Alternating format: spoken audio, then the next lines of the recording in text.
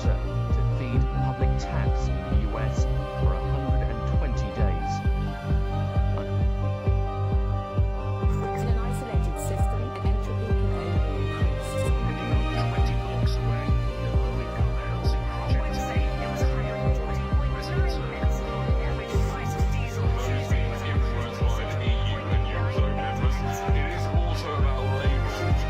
Matahari adalah sumber segala energi yang terdapat di bumi. Sebagian besar energi dari matahari berbentuk cahaya. Saat energi cahaya tiba di bumi, ia berubah menjadi energi panas yang menghangatkan bumi. Permukaan bumi menyerap sebagian panas dan memantulkan sisanya ke angkasa luar.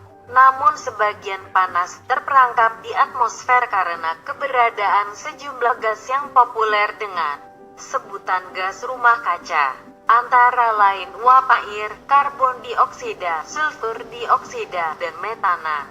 Gas-gas ini menyerap dan memantulkan kembali radiasi gelombang yang dipancarkan bumi, dan akibatnya panas tersebut terjebak di permukaan bumi.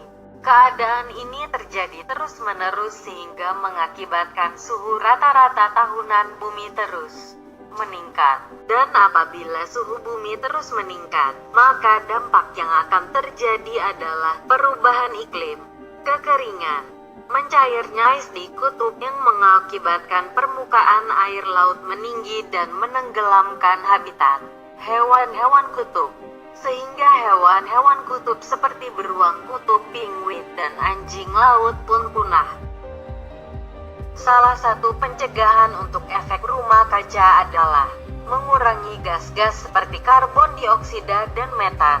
Langkah termudah yang dapat kita lakukan adalah menanam banyak pohon.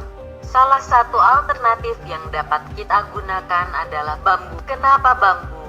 Bambu sama efektifnya dengan pohon penghasil kayu lainnya sebagai penyerap karbon dioksida di udara. Usia tanam pohon bambu sangat kontras dibandingkan dengan pohon-pohon penghasil kayu lainnya.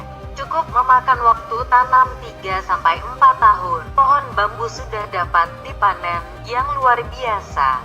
Kalau pohon penghasil kayu hanya mengenal 1 kali panen, bambu dapat dipanen secara terus-menerus tanpa harus mematikan rumputnya. Apabila bambu sudah dipanen, bambu dapat kita gunakan untuk membuat alat-alat rumah, seperti kursi dan meja, lantai rumah atau kantor, dan kerajinan tangan untuk souvenir. Selain itu, negara juga dapat memanfaatkan wilayah menjadi hutan bambu, seperti di Cina, Jepang, dan Malaysia. Dan juga, marilah kita bersama-sama menyelamatkan bumi.